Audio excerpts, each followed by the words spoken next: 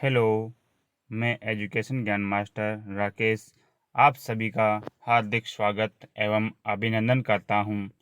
आज हम राष्ट्रीय शिक्षा नीति 2020 के जो महत्वपूर्ण बिंदु हैं उसके बारे में चर्चा करेंगे और उसके जो महत्वपूर्ण बिंदु हैं उनको जानने का प्रयास करेंगे। तो शुरू करते हैं वीडियो को। नई राष्ट्रीय शिक्षा नीति 2020 के 5 स्तंभ होंगे। पहला स्तंभ एक्सेस, सब तक पहुंच। दूसरा स्तंभ है इक्विटी, सबकी भागीदारी।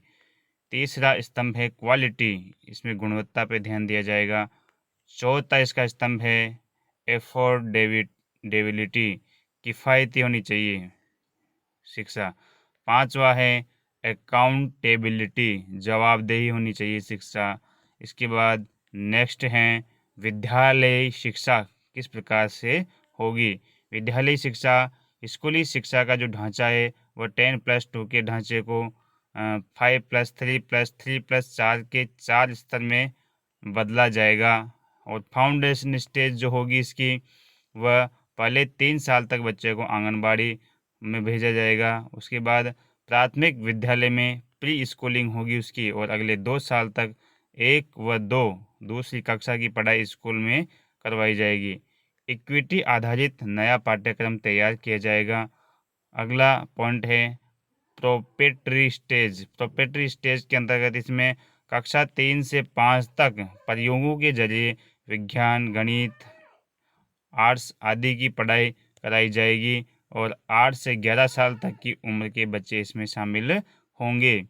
अगला स्कूली शिक्षा का जो ढांचा है वह 10+2 के ढांचे को 5+3+3+4 के स्तर में बदला जाएगा। इसमें मिडिल स्टेज में, इस स्टेज में कक्षा 6 से 8 की पढ़ाई होगी और इन कक्षाओं में विषय आधारित पाठ्यक्रम पढ़ाया जाएगा। कक्षा 6 से कौशल विकास, वोकेशनल डेवलपमेंट के कोर्स की भी शुरू होंगे। सेकेंडरी स्टेज, कक्षा 9 से 12 की पढ़ाई 2 चरणों में होगी। इसमें विषयों का गहन अध्ययन कराया जाएगा। छात्रों को विषय चुनने की आज़ादी भी होगी और नई नीति इस तरह बनी है कि स्कूल से हर छात्र एक कौशल लेकर निकलेगा। छात्र इस स्टेज में इच्छानुसार विषय चुन सकते हैं और उदाहरण स्वरूप विज्ञान या गणित के साथ फैशन डिजाइनिंग भी पढ़ सकते हैं। आगे हैं स्कूली शिक्षा का जो ढांचा है वो 10+2 के ढांचे को 5+3+3+4 के 4 स्तर में बदला गया है। देखो आप देख रहे हो यहाँ पे स्कूली शिक्षा का ढांचा इस प्रकार से रहेगा। पहले यहाँ फाउंडेशन कोर्स होगा और फिर यहाँ पे प्रोपेटरी, उसके बाद मिडल और उसके बाद सेकेंडरी एजुकेशन होगी। नेक्स्ट है पूर्व प्राथमिक शिक्षा किस प्रकार से होगी। 2030 तक पूर्व प्राथमिक शिक्षा, जिसमें 3 से 6 आयु वर्ग को सम्मिलित किया गया है, का सर्वव्यापीकरण किया जाएगा। आंगनबाड़ी केंद्रों को प्राथमिक विद्यालय से लिंक करना और जोड़ना, प्राथमिक विद्यालय से पूर्व प्राथमिक कक्षा की स्थापना और स्कूली शिक्षा में प्रारंभिक बाल्यावस्था देखभाल और शिक्षा के सुचारू एकीकरण एवं सतत मार्गदर्शन के लिए एक विशेष संयुक्त कार्यबल टास्क फोर्स का गठन किया जाएगा और कक्षा 1 के विद्यार्थियों के लिए अल्पकालीन 3 माह का प्ले आधारित स्कूल तैयार किया जाएगा। अगला है इसके बाद बुनियादी साक्षरता एवं संख्यात्मकता। सन 2025 तक वर्ग 3 के सभी छात्र छात्राओं को बुनियादी साक्षरता एवं संख्या ज्ञान, फाउंडेशनल लिटरेसी एंड न्यूमेरेसी, आधारभूत साक्षरता एवं संख्यात्मकता पर एक राष्ट्रीय मिशन का गठन किया जाएगा और छात्र शिक्षक अनुपात जो पीटीआर रहेगा वह 30:1 के लिए शिक्षकों की भर्ती की जाएगी। सामाजिक आर्थिक रूप से वंचित बच्चों की अधिकता वाले क्षेत्र के स्कूलों में पीटीआर 25:1 से कम रहेगा और सुबह और दोपहर में बच्चों को क्रमशः पौष्टिक नाश्ता एवं भोजन दिया जाएगा। अगला है सृजन दर को कम करना तथा सर्वव्यापी पहुंच सुनिश्चित करना। 2023 तक संपूर्ण स्कूली शिक्षा प्री स्कूल से 12वीं तक के लिए 100% सकल नामांकन अनुपात GER प्राप्त करने का लक्ष्य रखा गया है और छात्रों के ड्रॉप आउट को भविष्य में कम करना है। उपस्थिति, ड्रॉप आउट और स्कूल के बाहर के जो बच्चे हैं और सीखने के परिणामों पर विशेष ध्यान दिया जाएगा और विशेष फोकस किया जाएगा। ड्रॉप आउट को रोकने के लिए प्रभावी एवं पर्याप्त बुनियादी ढांचा प्रदान करना एवं प्रत्येक स्तर पर नियमित प्रशिक्षण उपलब्ध कराया जाएगा। NIOS की तर्ज पर राज्य में स्थापित state institute of open schooling को सशक्त बनाया जाएगा। आगे पाठ्यक्रम एवं शिक्षण शास्त्र किस प्रकार का होगा। 5+3+3+4 के नए डिजाइन में स्कूल पाठ्यक्रम और शिक्षण शास्त्र को पुनर्गठित करना, जहां तक संभव हो कम से कम वर्ग 5 तक की शिक्षा घरेलू भाषा, मातृभाषा, स्थानीय भाषा और क्षेत्रीय भाषा में ही उपलब्ध कराई जाएगी। माध्यमिक कक्षा के दौरान वैकल्पिक भाषा के रूप में विदेशी भाषाएं रुचि एवं आकांक्षा के अनुसार उपलब्ध करवाई जाएगी।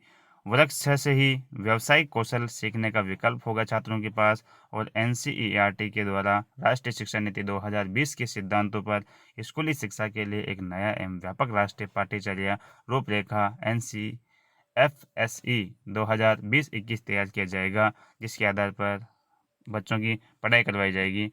पाठ्यक्रम एवं शिक्षण शास्त्र के अगले मुद्दे हैं।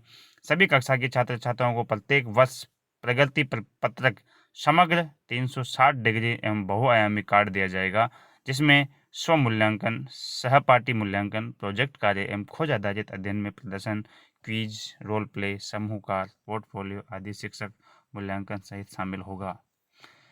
तीसरी, 5वीं और 8वीं कक्षा में संबंधित अथॉरिटी के द्वारा परीक्षाओं का आयोजन होगा। और 5वीं एवं 8वीं कक्षा में यह व्यवस्था बिहार में भी पहले से लागू है। 10वीं और 12वीं की बोर्ड परीक्षाएं होती रहेगी जिस प्रकार से अभी होती हैं। परीक्षा प्रणाली को और भी लचीला बनाया जाएगा। पाठ्यक्रम और शिक्षण शास्त्र के जो अगले बिंदु हैं वो हैं राष्ट्रीय मूल्यांकन केंद्र। अभी रेट वाली परीक्षा में पूछा गया था, ये मूल्यांकन का जो आधार है वो परख स्थापित करने का प्रस्ताव रहेगा। परख लिए जाएंगे, टेस्ट लिए जाएंगे बच्चों के। राष्ट्रीय उपलब्धि सर्वेक्षण को जारी रखा जाएगा और माध्यमिक शिक्षा का सार्वजनिकरण किया जाएगा। राज्य की प्रत्येक पंचायत में कक्षा 9 से 12 की पढ़ाई की व्यवस्था के तहत अनाच्छादित 3304 पंचायतों में 9वीं की पढ़ाई इस वर्ष प्रारंभ करने की योजना बनाई गई है। और पढ़ाई में प्रैक्टिकल एवं एप्लीकेशन नॉलेज पर बल दिया जाएगा। अब शिक्षकों के बारे में, सभी स्तरों के शिक्षकों के नियोजन के लिए शिक्षक पात्रता परीक्षा TET का आवश्यक होगा। मतलब सभी शिक्षकों के लिए पढ़ाने के लिए उनको CTET पास करनी जरूरी होगी और बिहार में ये पहले से ही लागू है। विशेष शिक्षकों की भर्ती प्रक्रिया में संबंधित विषय में प्राप्त TET एवं NTA परीक्षा के अंकों के साथ साक्षात्कार की व्यवस्था की जाएगी। निजी स्कूलों के शिक्षकों के लिए भी टेट परीक्षा उत्तीर्ण करने के साथ साथ साक्षात्कार की व्यवस्था समान रूप से लागू होगी। प्राइवेट और सरकारी स्कूल दोनों में ही शिक्षकों को टेट पास, जो अध्यापक पात्रता परीक्षा है, वो पास करनी अनिवार्य होगी। प्रभावशाली स्कूली प्रशासन संसाधनों की साझेदारी के लिए राज्य सरकार के द्वारा स्कूल कॉम्प्लेक्स के प्रारूप को अपनाने का विकल्प लिया जाएगा। आगे हैं शिक्षकों को जटिल प्रशासनिक कार्य, मध्याह्न भोजन से संबंधित कार्य के लिए तर्कसंगत न्यूनतम समय से अधिक समय में शामिल नहीं किया जाएगा। 2023 तक अध्यापक के लिए 4 वर्ष की न्यूनतम इंटीग्रेटेड BEd की डिग्री अनिवार्य की जाएगी। शिक्षक स्वयं के व्यावसायिक विकास के लिए स्वेच्छा से लगभग 50 घंटों के सतत व्यावसायिक विकास कार्यक्रम में भाग लेंगे।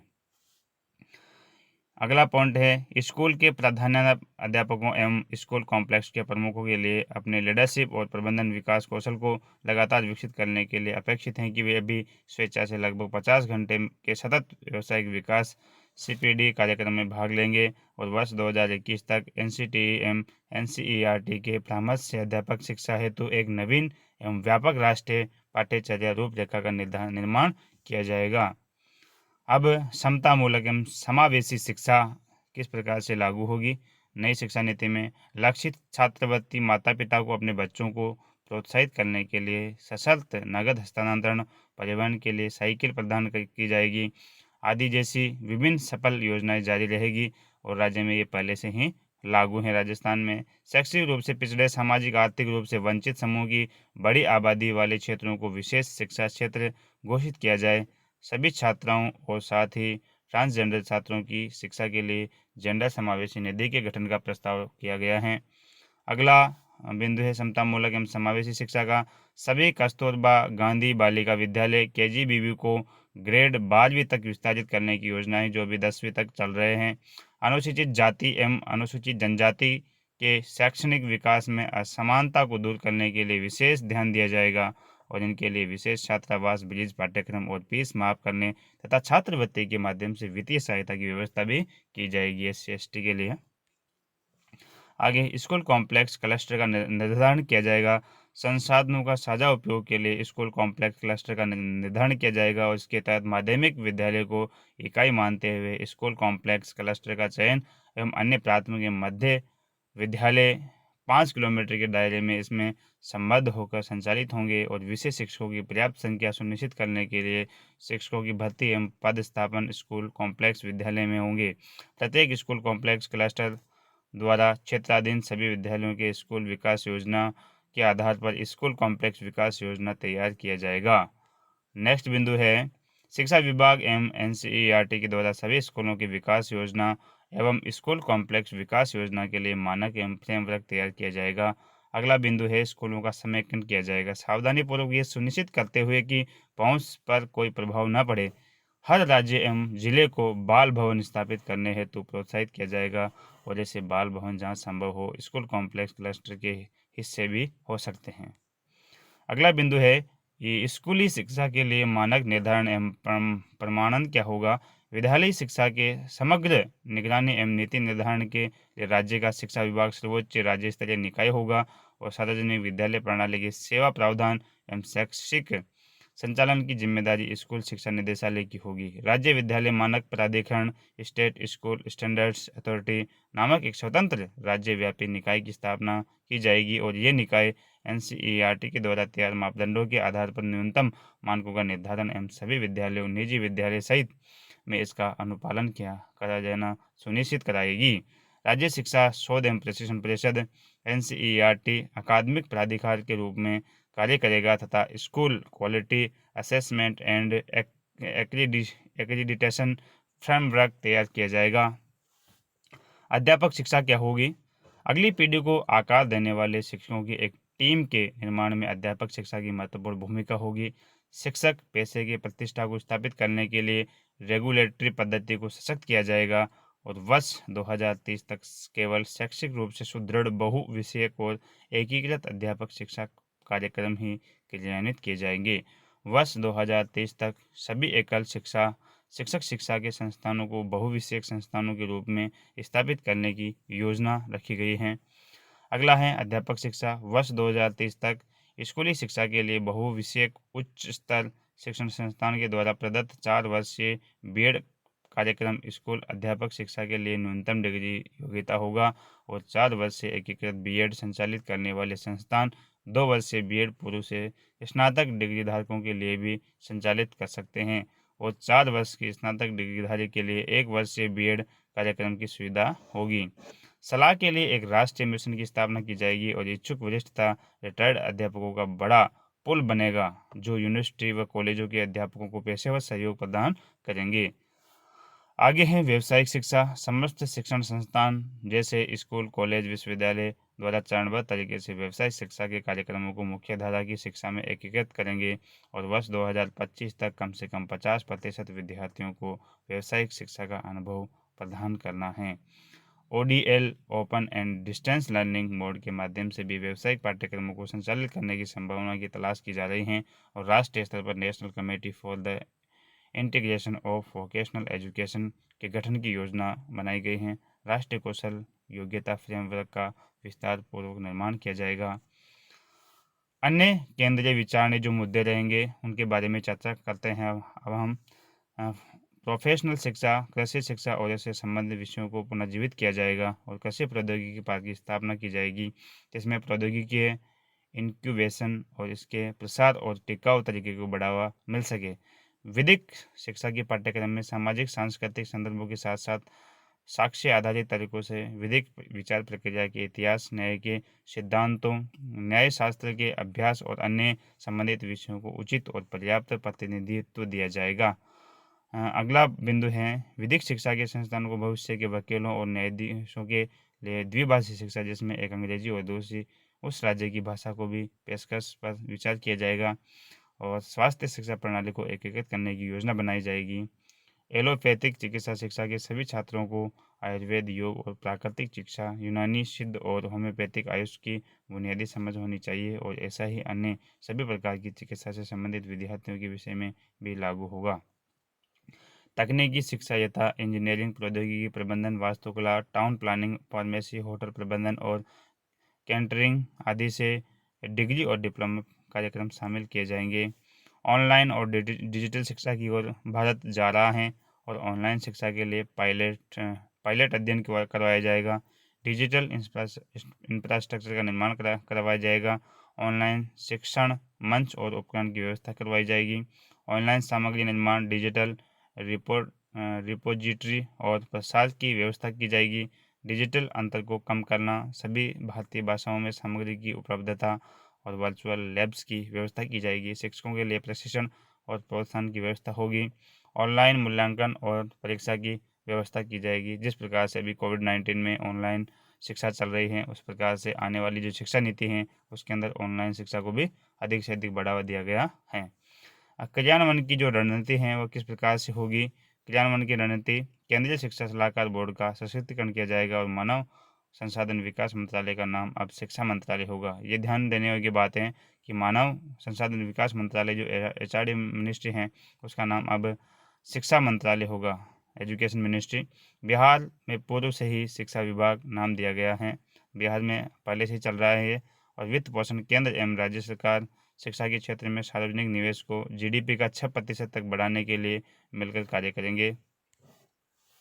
क्रियान्वयन किस प्रकार से होगा? केंद्र और राज्यों के बीच सावधानीपूर्वक योजना निर्माण, संयुक्त निगरानी और समन्वय पूर्वक क्रियान्वयन की आवश्यकता होगी और संतोषजनक निष्पादन के लिए मानव संरचनागत और वित्तीय संसाधनों को समय से उपलब्ध करवाया जाएगा और क्रियान्वयन हेतु किए जाने वाले विविध उपायों के बीच परस्पर जुड़ाव का सावधानीपूर्वक विश्लेषण और समीक्षा की जाएगी। क्रियान्वयन विशेषज्ञ समितियों का गठन जो इस नीति के उद्देश्यों को क्षणबद्ध और स्पष्ट रूप से प्राप्त करने के लिए एक विस्तृत क्रियान्वयन योजना तैयार करवाई जाएगी। आप सभी को धन्यवाद। ये वीडियो यही समाप्त होता है। यदि वीडियो पसंद आए तो मेरे चैनल को लाइक, शेयर एवं सब्सक्राइब अवश्य कर लें, जिससे कि आपको आने वाले वीडियो का नोटिफिकेशन आसानी से मिल सके और आपको जल्दी ही शिक्षा विभाग की सभी खबरों से मैं रूबरू कराऊंगा।